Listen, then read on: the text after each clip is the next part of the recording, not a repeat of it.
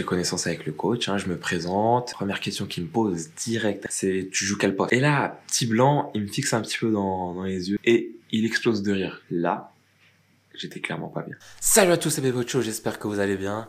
Moi aujourd'hui, petite vidéo, je vais répondre à une question qu'on m'a souvent posée. Et vu que moi j'aime bien tester de nouvelles choses, on va essayer un nouveau format. Donc je vais répondre à la question, comment j'ai fait pour trouver un club là-bas? Regardez jusqu'au bout quand même, parce que même si vous aimez pas le foot, là je vous raconte mon histoire. C'est important les gars. Bon, alors pour commencer, petite remise en contexte, faut savoir que à cette période-là, j'étais encore étudiant. On va dire qu'on est allé janvier 2017. Il y avait une réunion d'information Erasmus. Pour ceux qui connaissent pas, Erasmus, c'est le programme qui permet aux étudiants d'aller faire un semestre ou une année entière à l'étranger. Faut savoir qu'il y a eu cette réunion et moi personnellement, j'en avais absolument mais rien à faire, j'avais rien écouté. C'était une période où j'étais absolument pas déter pour le football. Vous savez, secrètement, on espère toujours percer un jour, mais là, c'était une période où je faisais absolument aucun effort pour y arriver. Et donc, la réunion s'est terminée. J'étais pas du tout intéressé. Et par contre, il y avait tous les autres dans la classe. Ils avaient tous récupéré un dossier. Et donc, pendant un mois, en fait, il y avait une deadline fin janvier pour rendre le dossier.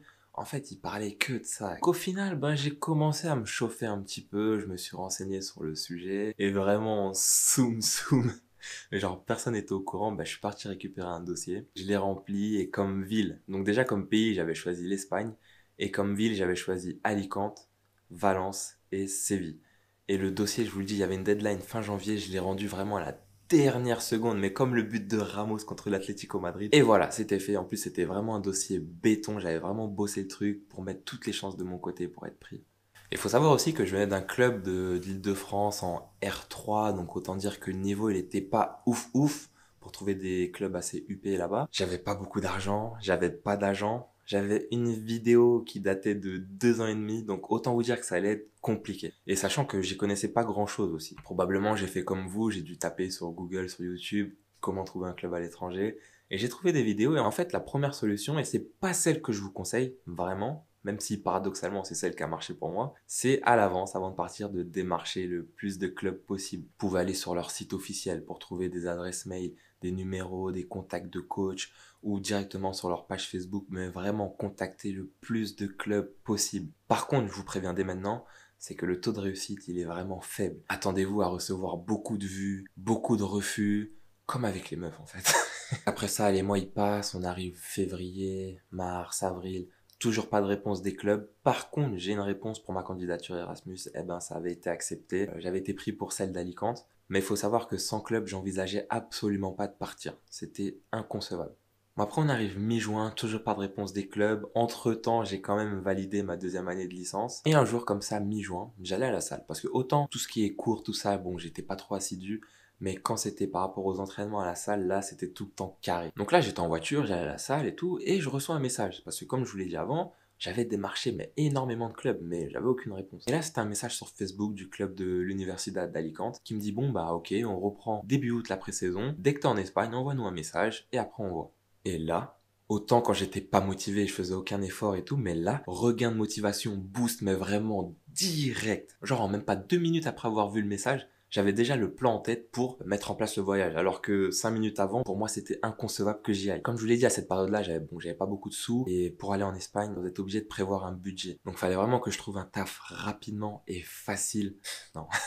Je sais à quoi vous pensez, non, pas ça. Mais direct, je vous dis, dans ma tête, le plan était déjà fait. Même pas 5 minutes après, j'avais appelé l'agence d'intérim pour leur dire, ouais, s'ils avaient pas une mission jusqu'à fin août. Bon, je savais très bien que j'allais pas rester jusqu'à fin août, mais t'es obligé, sinon ils vont pas te trouver de trucs bien et tout. La dame, même pas 30 minutes après, elle me rappelle, elle me dit, ouais, on a un truc. Elle m'a trouvé une mission jusqu'à fin août. Niveau budget, c'est vraiment la part la plus importante, c'était bouclé. Et j'insiste vraiment sur ce point-là. Si vous comptez vous lancer là-dedans, ou si vous comptez juste voyager à l'étranger, la partie budget, elle est hyper importante. Parce que encore les clubs, vous pouvez voir sur place, vous débrouiller sur place, c'est faisable. Mais pour le budget, c'est pas une fois arrivé là-bas que tu vas te dire, oh, comment je vais faire. Parce que si t'as plus de sous, tu rentres direct. Du coup, entre mi-juin et début août, j'ai réussi à mettre environ 1500 € de côté. Faut savoir que tout cet argent, ça devait me faire août, septembre et octobre. Vous allez me dire, ouais, mais il y a des bourses en Erasmus. Le problème, c'est que les bourses, elles arrivent pas dès le début. Elles arrivent à la moitié ou voire à la fin de ton semestre en Erasmus ou de ton année. Quand elles arrivent, ça fait plaisir parce qu'elles arrivent toutes d'un coup. Et quand tu arrives là-bas, c'est toi. Et c'est toi qui dois gérer avec ton argent que tu as réussi à mettre de côté avant. Sinon, tu peux pas tenir. Donc à partir de là, bon, on est début août, tu es prêt à partir. Et là, vous avez deux solutions. Soit vous partez en voiture. Du coup, sur place, vous avez votre voiture. C'est plus facile pour aller trouver des essais, pour vous déplacer sur place, etc.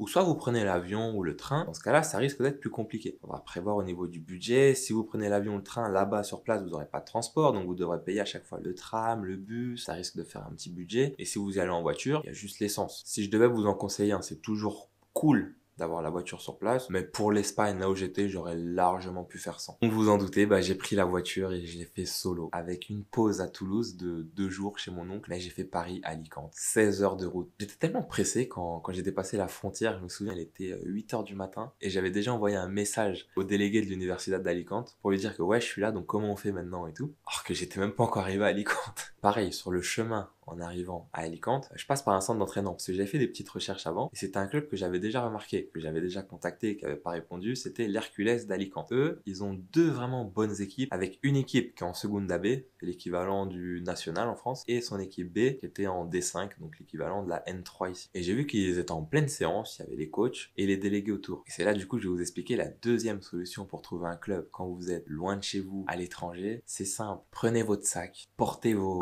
et allez-y au culot. Soit vous allez voir le coach à la fin d'entraînement et vous lui dites cash, ouais, est-ce qu'il y a moyen de vous présenter, vous lui demandez s'il y a moyen de faire un essai avec le club. Et si c'est pas le coach directement, allez voir un délégué ou quelqu'un du club qui justement va vous donner les coordonnées des gens à contacter pour avoir un essai. Dans ce cas de figure-là, j'ai pas pu parler avec le coach, j'ai vu le délégué qui lui m'a donné le numéro du coach. Je repars du stade, j'étais hyper content, j'avais les coordonnées du club, j'étais même pas encore arrivé à mon hôtel, on va venir là-dessus après, que j'avais déjà répondu au gars d'Alicante et j'avais en plus les coordonnées du gars d'Hercules. Après, j'arrive dans mon Airbnb et là, je vais vous dire, oh, Airbnb, je croyais que t'avais pas de sous, tu t'es mis bien et tout, mais là, non, pas du tout, pas du tout.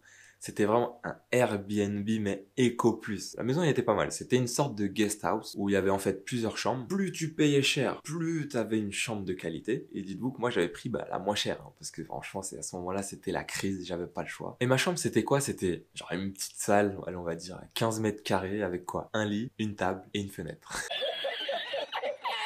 Et je vous jure que j'exagère même pas. Il y avait même pas d'étagère pour mettre le linge dessus. Et à ma grande surprise, j'ai réussi à rester un mois là-dedans. C'est pour ça que quand vous êtes vraiment déterminé à faire quelque chose, que en fait vous vous rendez même pas compte de ce que vous êtes en train d'endurer sur le moment. C'est que maintenant là que je vous raconte ça que je me dis ah oui quand même. Je sais pas si je le referais si c'était à refaire. Mais je pense que si.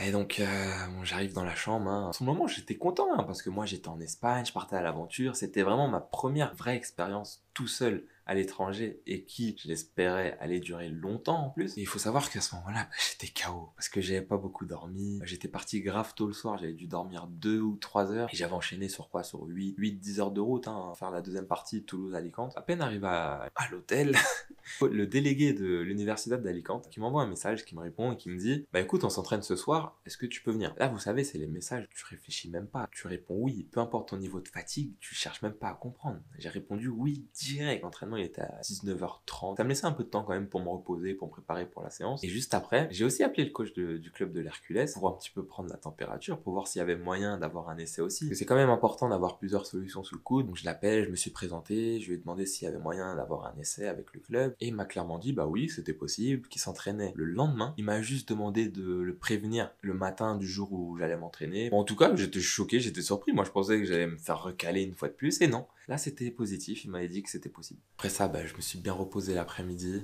Je suis même pas sorti, je suis même pas allé voir la plage. Alors que l'hôtel, il était hyper bien placé. Hein. Genre, je sortais, je marchais 5 minutes, j'étais à la plage, j'avais le centre-ville, j'avais tout à proximité. Mais là, j'étais tellement focus football que j'ai dormi tout l'après-midi. Je me suis reposé pour mettre toutes les chances de mon côté pour réussir l'essai que je devais avoir. Après ça, je me dirige vers l'entraînement, plutôt confiant, assez en avance en plus. J'arrive à l'entrée, c'est le délégué qui m'accueille. Bon, on fait connaissance rapidement, il est plutôt sympa, souriant, bien accueillant. Il me dit bon, on va voir le coach. Moi je lui dis bah allez allons-y, hein, c'est parti. À ce moment-là, j'avais pas encore vu le reste de l'équipe. Là, c'est vraiment une première présentation avec le coach. On va dans son bureau et là je me rends compte que le coach en fait, il sait absolument pas qui je suis. Il était au courant de rien en fait. Le délégué lui a rien dit. Là, je commence à être un petit peu moins confiant. Je me dis oulala, ça commence mal cette histoire-là.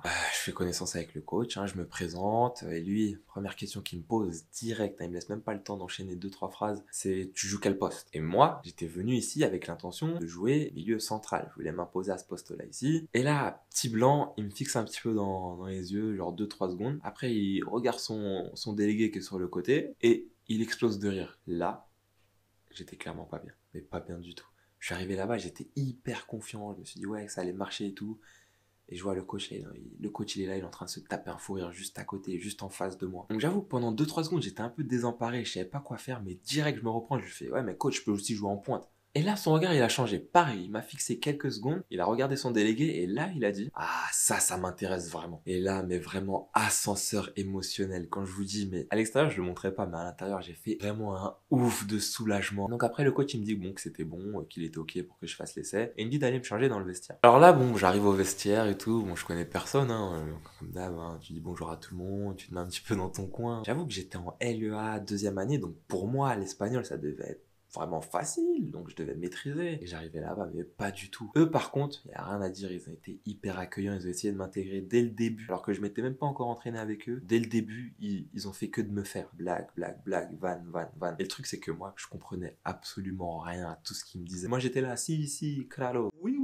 Oui, claro. Et donc, bah, je fais la séance, elle se passe hyper bien. C'est pas pour me vanter, mais c'est, vous savez, il y a des séances comme ça, il y a des jours comme ça. Vous êtes dans la zone, vous mettez tout le monde d'accord. Et là, clairement, bah, c'était un de ces jours-là. Mais ça s'était pas bien passé que sur le terrain. C'est aussi au niveau du groupe et tout. C'est ce jour-là que je me suis dit, c'est ici. J'ai envie de jouer ici. Et là, j'ai pris un gros risque. J'ai préféré me focus vraiment sur cette solution-là. Les autres opportunités que j'avais, j'ai décidé de pas me lancer là-dedans et vraiment rester concentré là-dessus. Parce que mon instinct, il me disait que ça allait marcher. Je peux pas vous conseiller de faire ça. Parce que souvent, il y aura des essais qui vont s'éterniser, qui vont durer 2, 3, 4, 5 semaines. Et imaginez, vous faites toute la pré-saison avec un club comme ça. Et au final, bah, au bout de 5 semaines, ils vous disent, bon, bah, on va pas te signer. Et vous avez rien à côté, vous avez exploré aucune piste à côté. Vous vous retrouvez avec rien. S'il y a un autre conseil que je peux donner pendant les essais comme ça, oui, bien sûr, essayez d'impressionner le coach. C'est important. Mais c'est pas le plus important. Le plus important pour moi, c'est vraiment de lui montrer sur la séance ce que vous allez apporter en plus à son équipe. On va pas se mentir, des mecs qui savent jouer au foot, des mecs qui savent faire une passe, un contrôle, marquer des buts, il y en a des millions et des millions. Mais des gars qui vont lui apporter un plus à son effectif qui est déjà fourni, ça c'est plus compliqué. Quand je suis arrivé là-bas au club d'Alicante, il y avait 4 attaquants de pointe, pas des ailiers qui peuvent jouer attaquant, 4 attaquants de pointe, 4 personnes pour un poste. Clairement, si vous voulez essayer de vous intégrer dans un groupe comme ça, bah, vous allez devoir vous démarquer. Et moi j'ai trouvé le truc où je me démarquais, c'est que techniquement, franchement, j'étais pas au-dessus, mais physiquement, j'étais large. Et c'est sur ça que j'ai axé pendant toute la pré-saison. Ça s'était plutôt bien passé, il m'avait dit de revenir. Et après commencent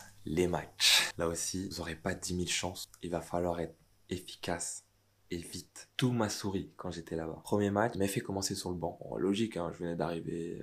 Il avait ses 4 attaquants à tester avant. Mais il y avait 0-0. Il m'a fait rentrer quoi à 15 minutes de la fin, même pas.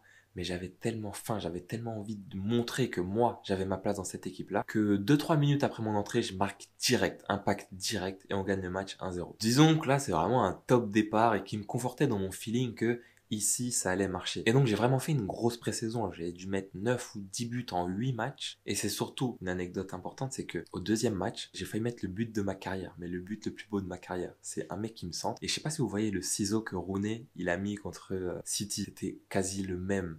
Et malheureusement, le mien, il a fini sur la barre. Mais à la fin de la saison, quand on avait le repas où on se disait au revoir à la saison prochaine, le coach, il m'a avoué que quand il a vu ce ciseau-là, il s'est dit que ouais, lui, je vais le signer. Pourtant, il m'a fait poireauter encore 2 semaines après. Et donc, comme vous vous en doutez, à la fin de la pré-saison, même pas à la fin de la pré-saison, genre 2-3 semaines après le début de mon essai, ils m'ont proposé de faire toute la saison avec eux. Je sais que vous aimez bien avoir les détails, tout ce qui est argent, est-ce que t'étais payé, tout ça. Eh ben, dites-moi si cette story, elle vous a plu et si vraiment vous voulez que je fasse une partie 2 où je parle vraiment des contrats, de l'argent et de tout ce qui est lié à ce sujet-là à l'étranger, eh ben je le ferai. Et donc vraiment avant de terminer, bon, il y a une petite morale à cette histoire quand même, hein, c'est que et en plus, elle s'applique pas qu'au foot. Vous aussi, un jour, vous aurez un projet, un truc que vous voudrez accomplir. Et si je peux vous conseiller un truc, c'est ne laissez jamais quelqu'un vous dire que vous pouvez pas faire quelque chose, que vous y arriverez pas. Parce que moi, je vous le dis, avant d'aller en Espagne, j'avais les mêmes. Les gens qui me disaient non, tu y arriveras jamais, tu trouveras jamais de club là-bas, à peine septembre, tu seras déjà rentré. J'en avais plein. Imaginez si je les avais écoutés et que j'étais pas parti. C'est votre vision à vous et c'est pas la leur. Donc voilà, c'était votre show. J'espère vraiment que ce petit format-là vous aura plu. Ça fait du bien de changer un petit peu de temps en temps.